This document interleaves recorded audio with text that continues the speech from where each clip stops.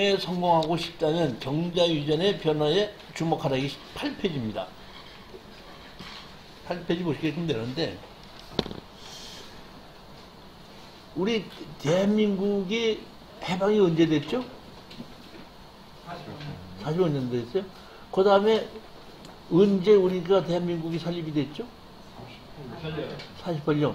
제헌국회가 언제 만들어졌죠? 48 만들어졌죠? 그러니까 제헌국회가 만들어지고 난 다음에 제일 먼저 제헌국회에서 한 게 뭐부터 한지 아세요? 뭘 농지야, 헌법부터 만들었지. 헌법 만들었지 않습니까? 헌법 만들어 놓고 난 다음에 만드는 것이 뭐야? 농지개혁법입니다. 농지개혁법. 이게 48년도랬죠? 48년도에는 공산주의가 전 세계에서 휩쓸면서 어떻게 열풍을 일으킬 때입니다. 48년도가. 뭐냐면은 이게 아셔야 될 것이 세계 각국에 우리나라뿐만 아니라 어떤 나라든지 이 땅, 농사를 짓는 땅은 왕족들이 가지고 있었습니다. 그러니까 왕이 갖고 있다가 왕족들이가 어떻게 한다? 신하들에게 땅을 띄워서 내밀어둬서 거기서 어떻게 한다? 그 없는 사람들이 거기서 소량농을 해서 먹고 살게끔 했던 것이 이 농지거든요. 그러다 보니까 이게 뭐냐면은 처음서부터 왕족으로 태어난 사람들은 평생을 농사 안 짓고 소작농 갖고 살고, 서민으로 사는 사람은 아무리 똑똑해도 어떤다?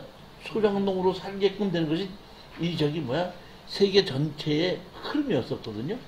그때 이 땅은 개인이 소유하면 안 되고 공적으로 써야 된다.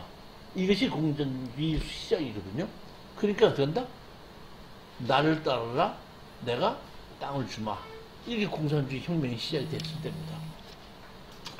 이럴 때에 대한민국은 희한하게 남과 북으로 어떻게 갈렸습니다.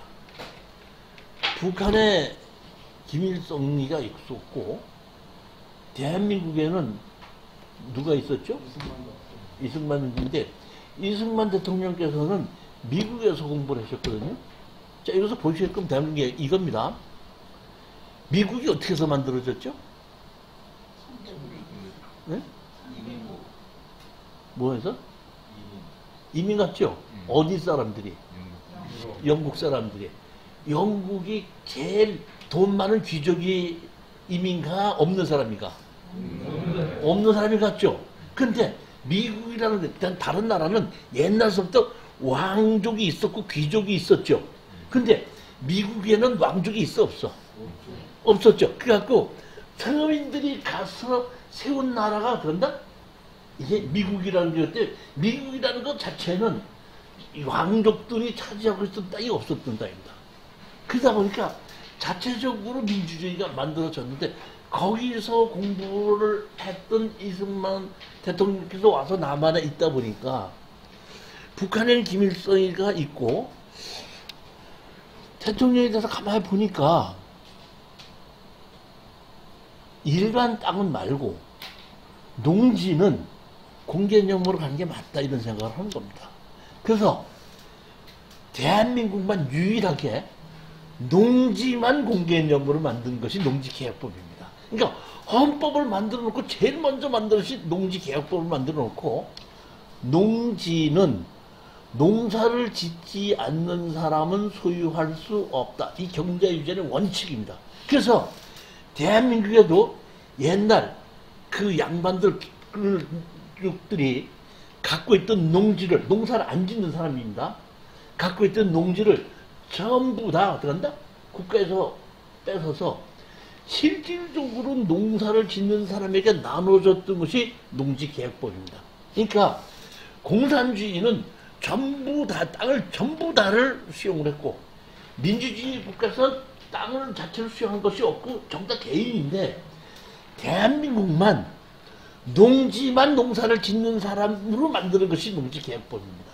이때. 이것이 농지개혁법에서 이때부터 농사를 짓지 않는 사람은 뭘 할 수 없다?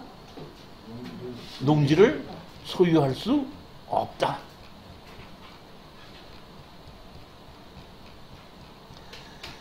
그러니까 왜 뭐냐면 이 농지를 투자하기 위해서는 농지에 어떻게 한다?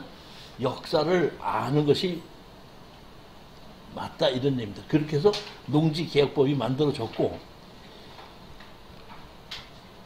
농지를 취득하기 위해서는 그 후에 뭘 만들냐면 1973년도에 다시 말하면 농지개혁법이 1972년도까지 그대로 유적이 돼 있었거든요. 그러다 보니까 48년도에 만들어서 72년도까지 지내다 보니까 거의 다가 소작농으로 하는 농지는 거의 없어지고 거의 정지가 다 됐다는 얘기입니다. 다 됐기 때문에 농지개혁법의 임무는 거의 끝나갈 때쯤 되다 보니까 박정희 정부에서 1973년도에 농지개혁법을 농지의 보존과 이용에 관한 법률로 다시 바꾸게끔 됩니다.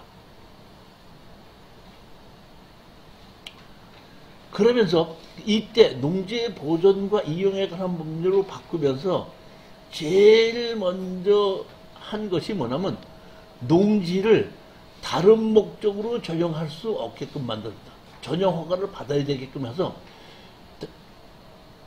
다른 목적으로 쓰지 못하게끔 한 겁니다. 지금 사장님 연장 좀 되셨으니까 우리 박정희 정부 때에 뭐가 부족했죠? 쌀이 부족했죠? 부족했죠? 통일교 만들었었죠? 박정희 정부 때 군대 가셨었죠? 토요일날 군대 가면 토요일날 뭐 줬죠? 분식. 라면 줬죠, 라면. 그 다음에 분식집 만들었죠? 다시 말하면 그만큼 어떻게 한다?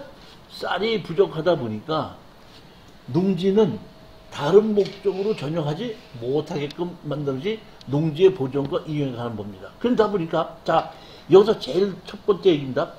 농지개혁법 때는 농지를 가지고 다른 목적으로 써도 법규에 어긋나지가 않습니다.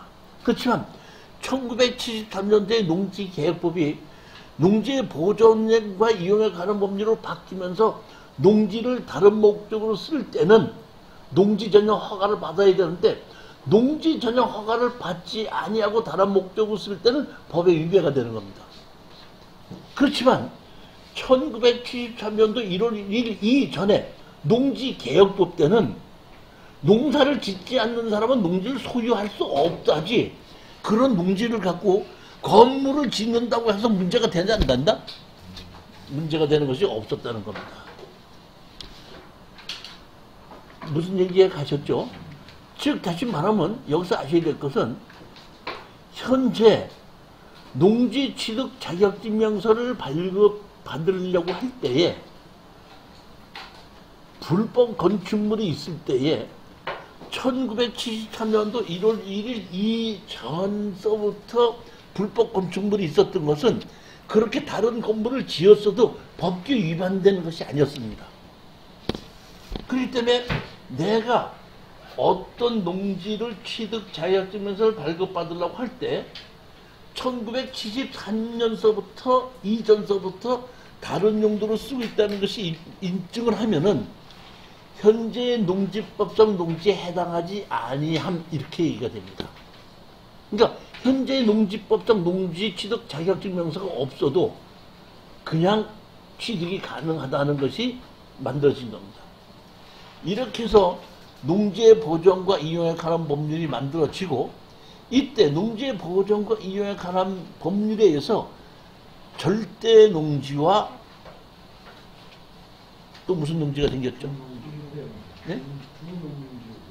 아니지. 절대 농지와 상대 농지가 있어서 절대 농지는 농지 전용 허가를 안 해주는 거고 상대 농지인 경우는 농지 전용 허가를 해주는 겁니다. 제일 처음에 만들었었던 것이 그렇게 만들어서 시작이 됐던 겁니다. 근데 나중에 농지법으로